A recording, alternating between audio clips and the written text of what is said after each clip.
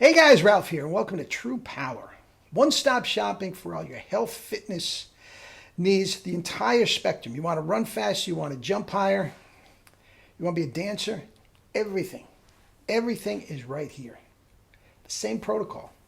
Same protocol for a prima ballerina at the New York City Ballet or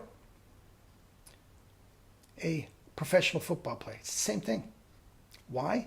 Because it's right. You want to be lean, you want to be strong, you want to be flexible, you want true power, not the fake stuff, true power. Now, you saw the thumbnail. Diet for dancers. Now, and some of you that have been following the videos for any period of time, you know that I am a retired professional trumpet player and a trumpet teacher, and I have been for better part of 50 years. And during that time, I did a lot of theater. I played, subbed at a lot of the New York City ballets. I was on the road a lot with top dancers. Ben Vereen, Maurice and Gregory Hines, Mercedes Ellington. I played lead for Mercedes Ellington. I mean, these are top dancers, okay? And I'm telling you what, that is one of the most incredible professions that I can possibly imagine.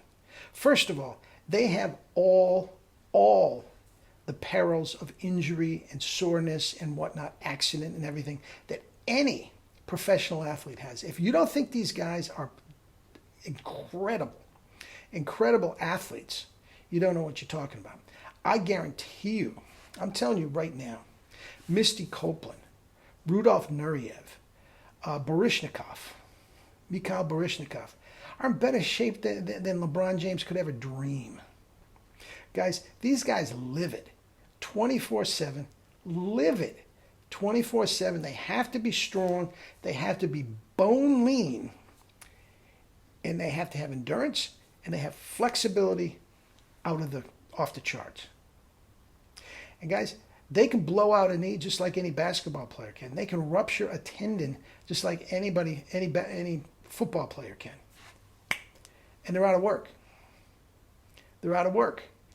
And they have a career span, 40 years old, man. They better have a teaching gig somewhere. I'm telling you, it is a tough life full of freakishly dedicated dancers. I worked with them closely as a trumpet player. I dated a lot of them. And I'll tell you one thing that stands out. They are maniacally fanatical about diet. And back then, I was hardcore Pritikin diet. I was running marathons and ultra marathons. In a lot of cases, I was leaner than they were. And they used to come to me all the time and ask me for diet tips and all this sort of stuff. And I gave them the same diet tips that I'm giving now. High carb, low fat, fruits, vegetables, starches, cut out the overt fats, no meat, dairy, fish. I was eating a little meat and dairy back then. I didn't know what I knew now about the veganism and, the environment and animal cruelty and all that sort of stuff. I slowly morphed those out over the years. But guys, that's it. That's it. And I'll tell you what, these guys, and I'm not necessarily these guys with the pictures up, but generally speaking, they would starve themselves. Anorexia was rampant. Bulimia, I mean, we're on the bus, at a tour, going to someplace else. Somebody's in the bathroom. You hear it. What the heck's going on? The dancers didn't think, she had a big lunch. She wanted to get rid of it. Just as commonplace as can possibly be. But I'm here to tell you guys, it doesn't have to be that way. Now, they do all the exercising you can possibly need, and you do not out-exercise a bad diet. You don't. But nobody exercises more than the guys. But if they went on the True Power diet, fruits, vegetables, corn, rice, peas, potatoes, beans, lentils, they would not have to maniacally worry about their calorie intake. They wouldn't, fat would not come into their play. The only thing they would have to be a little concerned about is depending on what the performance was going to be. They don't want to do it on a full stomach. Other than that, so they would have to be a little concerned of when they were going to eat. Most of them have their big meal in the evening when the performance and everything is done. Throughout the day, it's just maintenance. Orange juice, a lot of orange juice. You know, banana here, that type of thing.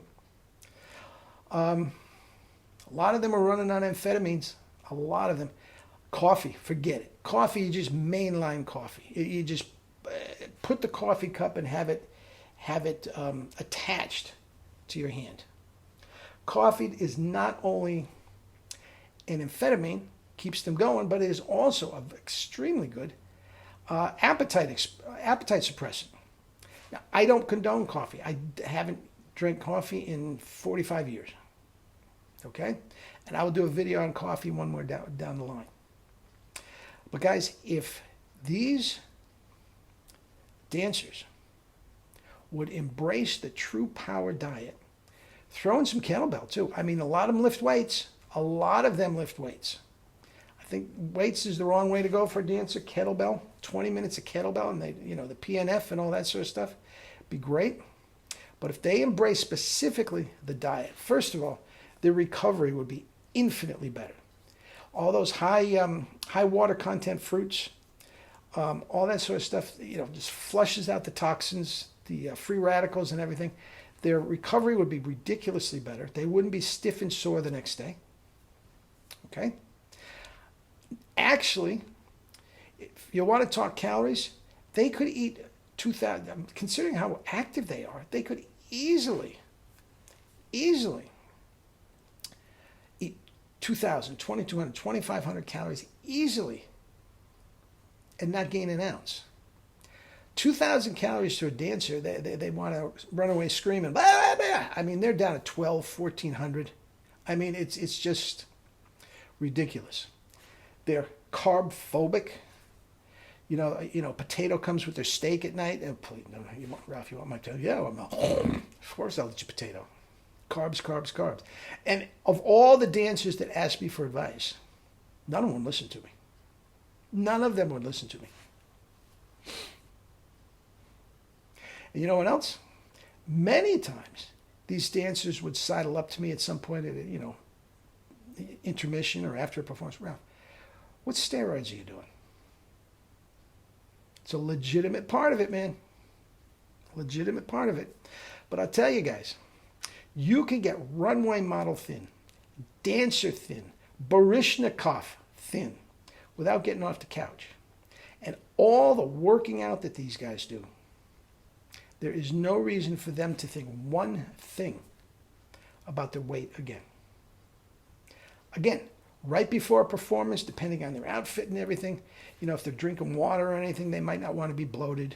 They might not want to eat if they're doing pot of berets and all this sort of stuff, they may not want, a belly full of pasta right before, that they may control a little bit.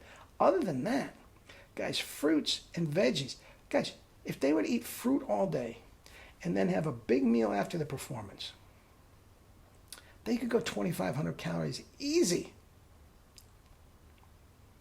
Easy. And be rail thin. Rail thin. Anyway, if any of the dancers ask me now, I could absolutely 100%. 100% guide them towards the leanest they've ever been in their life without starving, without crashing, have energy for days, sleep like a baby, no caffeine, no Adderall, no modafinil, no Red Bulls. That's another thing, man. When Red Bulls came out, oh, please. You go into the dressing rooms after, to get a drink of water or something like that, and there are cans of Red Bull you had to wade through them. That's not a way to live, guys. But that's that. Anyway, dancers, eat and drink your fruits and vegetables and live your life. Excuse me. With true power. I love you all.